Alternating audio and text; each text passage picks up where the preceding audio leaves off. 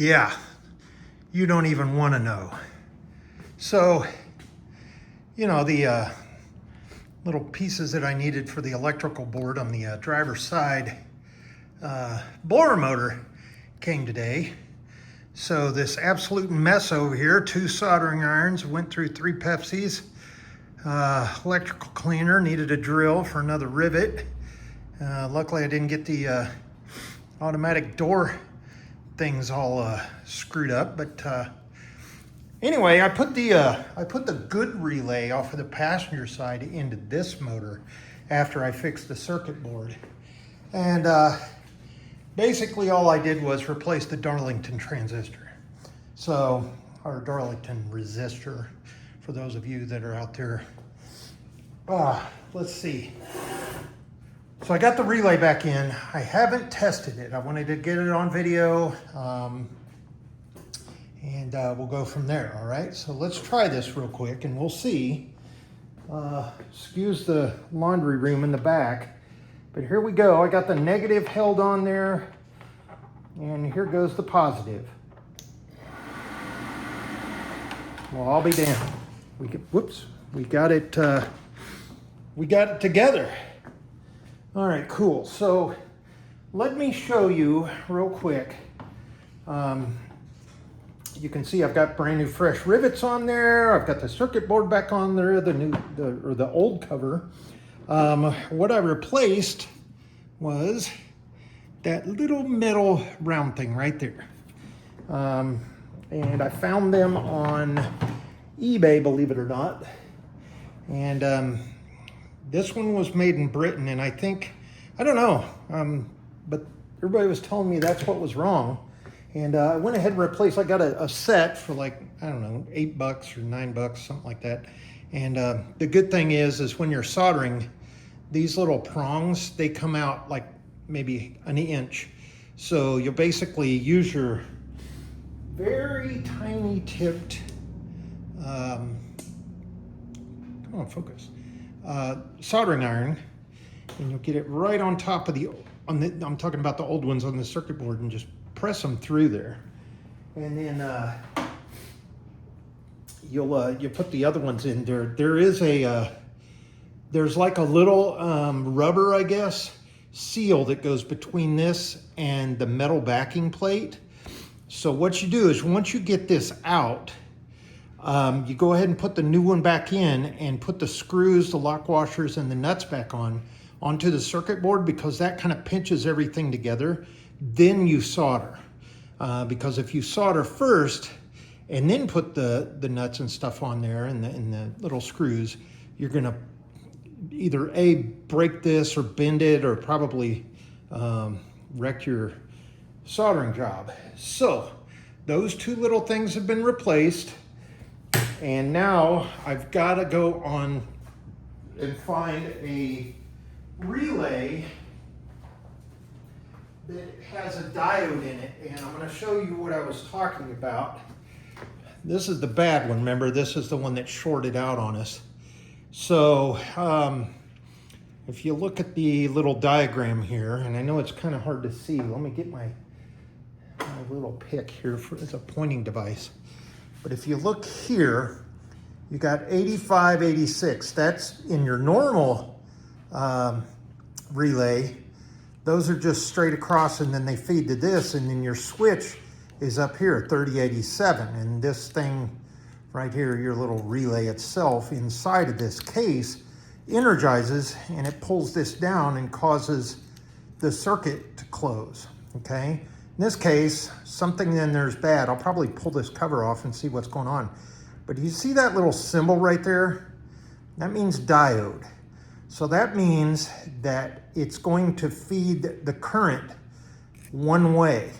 So if you're testing one of these and it has the diode symbol down here, anywhere on it, if you connect the positive and negative back, you're gonna have reverse polarity, okay? So, I've done that, and we did it correctly, and it shorted out. So we know this relay is bad. Now let me show you just a regular old, I think they're called SPSTs or SPST relays. This is just your standard old 12 volt Hella 4A. And if you'll look at the difference, there's your 8586, and there's your 3087. So notice there's not a little diode that goes around there to ensure the pass-through current. So this one, you theoretically could use it, but that diode is in there as a safety mechanism. And what happens, let me get the diagram, is when you turn this switch off, okay? When you turn, in this case, we're using our HVAC, our blower motor, okay? When you turn the switch on the dash off, there's still energized current in your electrical motor. And that's got to go somewhere. You don't want it going back through your wiring harness and back into your HVAC control, and in our case, our 37-year-old unobtainium Delair Mark II system. So we've got to make sure that we get one with the diode. I wanted to point that out because remember I showed you that these are just basically up inside the blower motors themselves. Now the older Jaguars, my understanding, these are just kind of in the fuse box. So the new ones, this is all an assembly. If you go and you try to find one, it's sold with the motor, the wiring, the circuit board, and this. And that's going to be, a Hella one is going to be hard to find, but I think I can find something that's going to help us out. But the good news is I've got all the circuit board in there repaired and cleaned up, and I actually separated a couple of wires with just some standard electrical tape because they seemed like they just laid on top of that circuit board where they shouldn't have. Now, excuse the mess. It's sorted. I've got the new, not the new one, I'm sorry. I've got the driver's side automatic seatbelt track here. And somebody in the previous videos was talking about the wire rope that goes in there that feeds the mouse. Let me show you. I know that's an absolute cluttered mess, okay?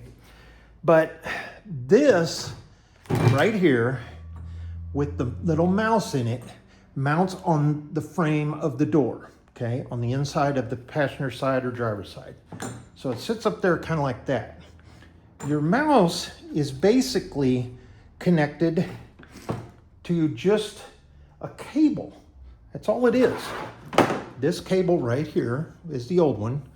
It's old, I don't know, steel wire, PVC coated obviously, and then it's got this little brass thing on the end. Remember, this one was broken.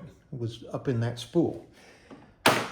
But what happens with your retractable mouse is this big metal piece mounts on the frame of the car, and that would normally be where your pivot for your shoulder harness seatbelt would go. But this cable is not, all it does is feed it up through that channel. Once this mouse gets down, see how that goes in there like that? It goes and it clips. Let me turn this so I can get it in there.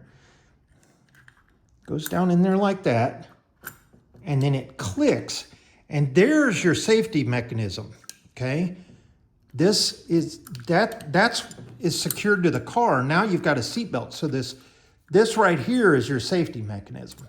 Now this is your cutoff switch, but now when I undo this little prong, see that little prong? When I undo that, that's gonna be probably controlled with this switch somehow. And your electric motor just basically feeds this through the channel. That's all that does. And this is a little guide, and then here's a little guide on the end. Now, when I was looking at this, we've got to put it back correctly. So this little plastic nub, this feeder, to prevent kinks in your little channel there, it has a little collar right here. Then it has this little, let's call it a plastic grommet or sleeve, little short thing. Then this slides up and down. This does not slide up and down, okay? But then there's another little plastic sleeve with a metal crimp around it. There's also a metal crimp around this plastic here. And what I did was I took a micrometer and I measured the outside diameter of the cable and the inside diameter. And what I found was this cable, this original stock cable, is just a steel aircraft wire, if you will, but it's PVC coated or vinyl coated. And the size is 4 millimeters outside. The cable is 5/32. So it's got to be the right diameter. So guess what I went down and I found a 25-foot spool of vinyl coated 7-strand stainless steel aircraft cable or wire. And we're going to replace that cable with this. This has a 300-pound tensile weight. Obviously the one that broke, we have no idea, but that actually has 7 spun wires inside. This is just a single wire rope, if you will, okay? So we're gonna repair the passenger side, but the driver's side is over here because it's going to be critical of how long that cable is. There's 2 reasons for that. One is, remember on our electric motor, this, and then it feeds to the harness? Well, listen. You hear that? There's a little pickup in there. Now that pickup is telling something, probably the ECU or the seatbelt control unit, automatic seatbelt control unit, when this pickup clicks. And I'm sure it probably counts how many revolutions are on this gear. I don't think the motor itself matters because it's just a helical coil gear, but this is going to be critical.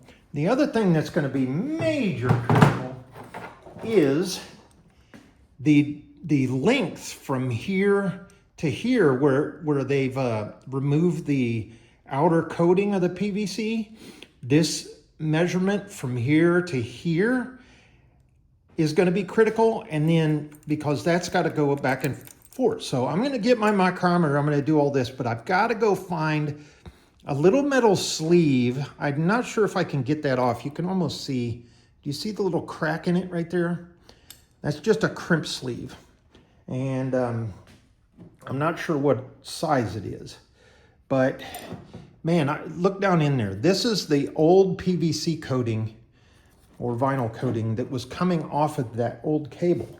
And eventually something happened to cause it to kink up in our spool and break. And what I think is this has some play in it, okay? Obviously for the helical gear.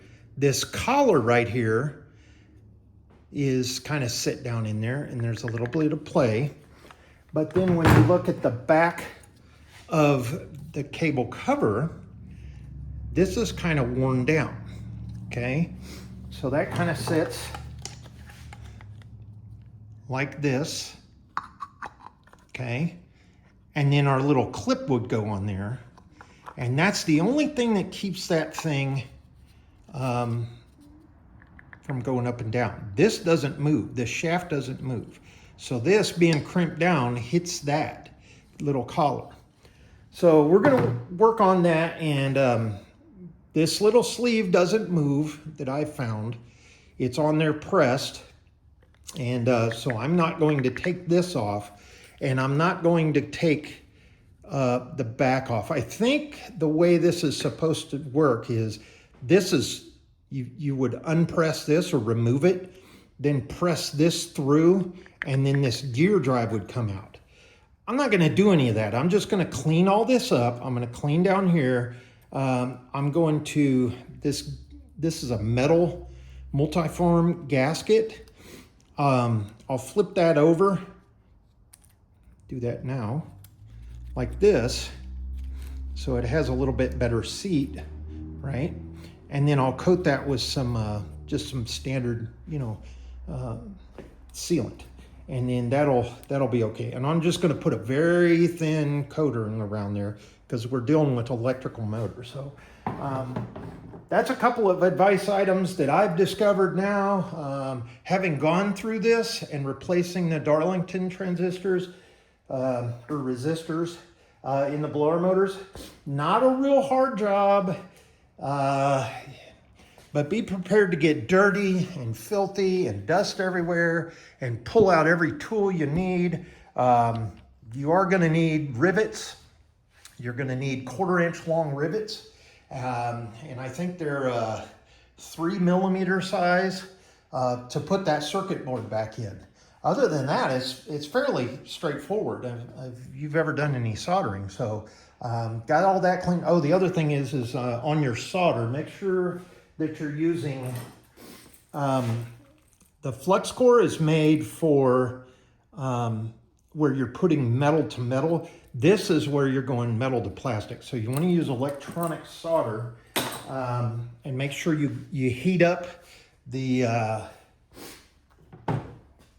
you know, the correct prongs and the solder at the same time. Let the solder melt. That way it'll stick to, you can almost see where it's stuck to the old ones. It'll stick to your little attachments there. So a little bit of advice. I wanted to catch you guys up on that. And then somebody asked me about how that seatbelt works and all that. And they thought that, you know, this was actually what is the seatbelt. No, this just moves that little mouse up and down. Your seatbelt attachment actually firmly mounts into the thing that's mounted, that bracket right here, on the side of the door frame. So that's what's the safety mechanism. So that's why I think we'll be okay just replacing that 4 millimeter cable. And this, you know, this, I think it's not as man, it's real hard to bend.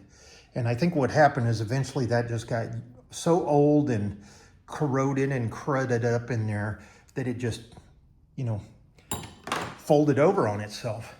The new one that I bought is a lot more brittle and pliable. So couple of little things to throw out there.